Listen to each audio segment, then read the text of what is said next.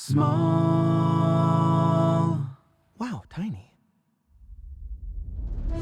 You are currently listening to Tiny Table, where we explore TTRPGs you might not have heard of. Whether big or small, we hope to cover them all. Because we know that great things can come in tiny packages. Welcome everyone, this is Skyler, and the following episode is our rules rundown for Raccoon Sky Pirates. If you feel like you've already got the wits to scrap together the world's greatest trash heist, then feel free to fly on past and crash spectacularly into the actual play episodes. However, if it is your first time, you need a refresher, or you're ready to revel in rushed ramblings regarding rules readings referring to raccoons who rummage up a riot, then set your alliteration aside, get cozy in that stolen beanbag chair of yours, and we'll give you all you need to know. Now, get out of my trash! The moon waxes bright on the junkyard tonight, and the critters have cooked up a scheme. From some junk and a car, they've bent up rebar, they've built them a flying machine. So come on, gather round, squeak out nary a sound, for these bandits must be bold and brash. If they sail or they fail, I'll still tell you their tale of marvelous trash. Raccoon Sky Pirates takes you on a madcap heist with an eclectic cast of raccoons and other trash critters. This collaborative, chaotic story game will appeal to fans of Over the Hedge, The Grinch Who Stole Christmas, and anything with talking animals. Work together to design your ramshackle flying machine, pilot it through a sleepy suburban town, rob some unsuspecting humans of their underappreciated trash, and embark on a mad dash back to the junkyard as the neighborhood awakens to your antics. Welcome to the life of a Raccoon Sky Pirate.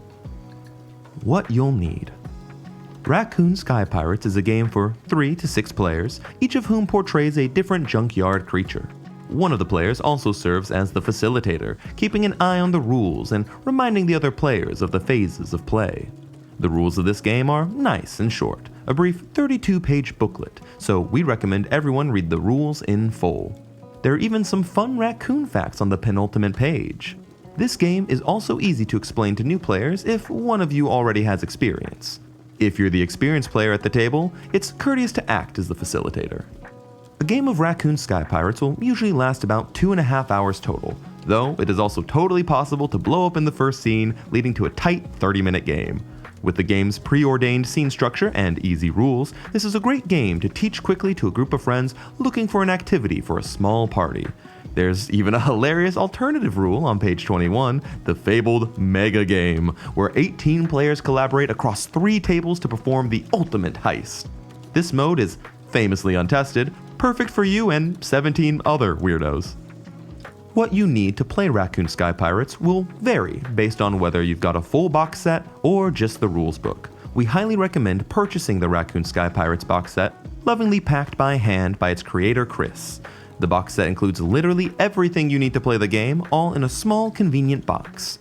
If you only have the rules handy, you'll also need a 52-card poker deck, at least one 12-sided die, and fresh copies of all the character, ship, and map sheets. These sheets can be downloaded for free at hecticelectron.com/raccoon-sky-pirates. Find the box set in your local game store, distributed by Indie Press Revolution, or order directly from the website. Before we continue, a brief content warning. In all honesty, this game is easily the most appropriate for everyone game we've ever played, and we highly recommend it as a game for introducing younger players to story games. Aside from the occasional naughty entry on the trash list, like a Hitachi wand massager for example, the game's action and language are appropriate for all ages. In our own play, the raccoons attempt to steal Christmas from a wealthy influencer family, the kind that constantly turns its camera on the kids for content. The first episode contains vague allusions to light animal mistreatment, along with 2 brief instances of a character falling from a great height. The second episode contains raccoon-on-dog slapstick violence, a cockroach infestation, and aerial police drones. Preparation. Preparation for a game of Raccoon Sky Pirates takes only a few minutes, as the game has no need of a game master tailoring a particular scenario. At the top of play, take the custom complication card deck from the box set and divide it up into its 4 scene decks, and shuffle each. If you're playing without the box set, take a standard poker deck, remove the jokers, and divide the 4 suits into 4 decks and shuffle each. Each player chooses a junkyard animal to play from the list of 18 available critters. You've got 6 raccoon options, 6 possums, and a couple of rats, pigeons, and roaches to round out the roster. Each character has 3 unique options for their look and personal goal, which you can select by checking the appropriate box on the sheet.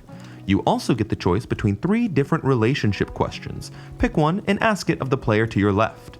The group's answers to these questions ensure that each trash animal has a bit of meaningful backstory that can motivate the mission and spur inter-character antics. Your final choice is an open-ended question. What is the one thing you want to steal, and how could it improve life at the junkyard? If you need inspiration, try scouring the D100 trash list on pages 26 to 29. Now that you've got your squad of Sky Pirates, it's time to build your mighty vessel.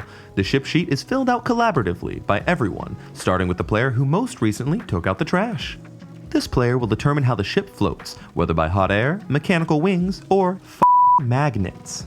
The next 2 players will determine the 2 strengths of the ship, choosing from a list of 7 options. Whichever 5 options aren't chosen become liabilities, each an inversion to their paired strength. Your ship may be sturdily armored and tightly fastened together, but unfortunately it's slow, noisy, unarmed, hard to steer, and big and obvious. Not to worry, I'm sure this baby can get the job done. The next 3 choices will determine what grab bag of garbage composes the abnormal aircraft. Pick which wrecked car forms the chassis, which home appliance sits in the interior, and which carnival ride has been haphazardly integrated. Each of these choices grants a mechanical benefit, such as a vacuum cleaner allowing you to grab hold of something ordinarily beyond your reach. All of these choices have been made. Once all of these choices have been made, there's only one thing left to do. Name this beautiful hunk of junk and initiate liftoff. Modes of play. A game of Raccoon Sky Pirates features 4 distinct scenes: fly the ship, board the house, steal trash, and escape. The first and 4th scenes are played on the neighborhood map as the ship sails between junkyard and the house. The 2nd and 3rd scenes are played on the house map for whichever house your raccoons invade. Each of these 2 maps features a unique problem track, a series of escalating issues that will be triggered by the failures of our dastardly bandits. The neighborhood problem track, used in scenes 1 and 4, is 6 items long. The further you progress it, the more your ship will strain, make noise, and fall apart. Each of these new developments gives you exciting new issues to contend with during play. Be careful though, the final item marked on this track is the explosion. The whole ship bursts and crashes to the earth, and any trash you've gathered is lost, though your bandits survive to scamper their way home empty-handed for an early ending. The house problem track, used in scenes 2 and 3, is 4 items long. The further you progress it, the more ruckus is made, gradually drawing the investigation of pets and humans. When the final item on the track is marked, the humans see you and mad panic ensues, and a brief chase scene takes you back to the ship and into scene 4. Any progress made on the problem tracker persists between scenes, so problems that arose in scene 1 will be waiting for you in scene 4, ensuring that your final mad dash home will be twice as chaotic as your initial voyage. So, what do you do in each of these scenes, and how do you do it? The core mode of resolution for each scene is the same. Play proceeds in a clockwise turn order, starting with the player who most recently saw a raccoon. On your turn, you first announce what you would like to accomplish. Each scene has a short list of unique options for what you can try to accomplish this turn, such as steer the ship, steal trash, or deal with unforeseen consequences. Once you have selected what your critter is attempting to accomplish, you determine its approach. Each bandit has 3 approaches listed at the top of their sheet, such as strong, sneaky, or YOLO. Your choice of approach indicates, broadly, how your creature is going to try to accomplish its goal. Pick only the approach itself and don't start specifying your specific actions. Instead, roll a d12 and consult the list of actions at the bottom of your sheet. The number you roll indicates a particular action. Each action has 1 or more approaches listed. If your approach matches the action you roll, the action is helpful and the goal is accomplished. Describe how the action you rolled fits the situation and gets your bandit what it wants. The actions on the sheet are specific but broad enough to fit into many situations. Some examples include follow a smell, put yourself at risk to get trash, or survive seemingly certain death. However, if your approach does not match your action roll, your action is unhelpful. The goal is not accomplished. Alternatively, the goal may still be accomplished, but more things go wrong than right. If your roll is unhelpful, you must mark the next problem on the problem tracker for your current map. However, you do have one tool to stave off problems. At the start of each scene, each player is dealt 3 cards from the current scene's complication deck, or dealt 2 if there are 5 or 6 players. Once per scene, each player may play a single complication card from the current scene's hand of 3 when they roll an unhelpful action. Playing a complication card stops a problem from being marked, delaying disaster by adding a confounding wrinkle to the situation.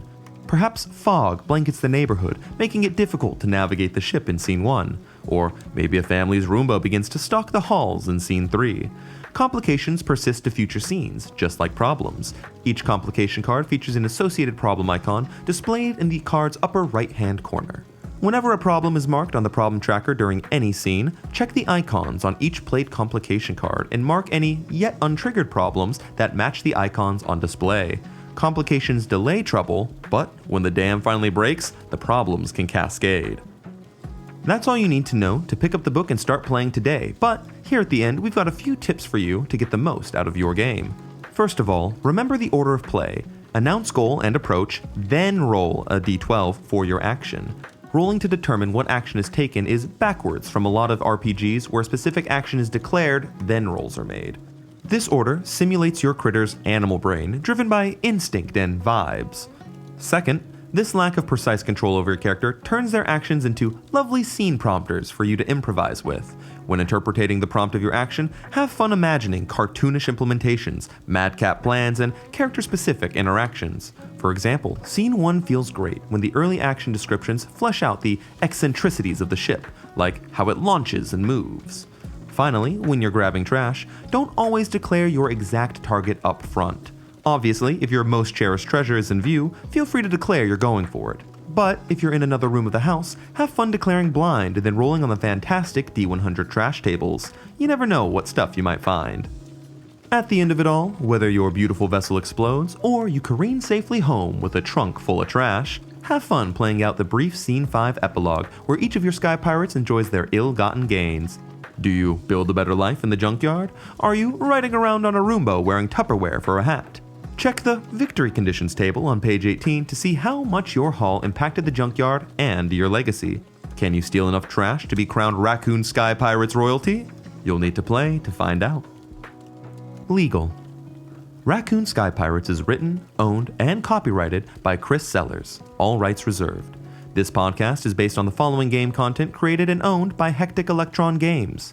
Raccoon Sky Pirates, Hectic Electron, LLC, 2020. Tiny Table is an independent production by Tiny Table, LLC. So with that, you're ready to play. Go out there and grab yourself some garbage, you nasty little critters. Bye-bye. Hi, and thank you for listening to our podcast. If you enjoyed this episode, then we'd really appreciate if you left us a review. If you really like what we do here and want to support us further, you can join us at patreon.com/tinytablepodcast. Our business email is also open for inquiries at tinytablebusiness@gmail.com, and all of our socials can be found in the episode description for any shenanigans you might want to follow. Till next time, see ya!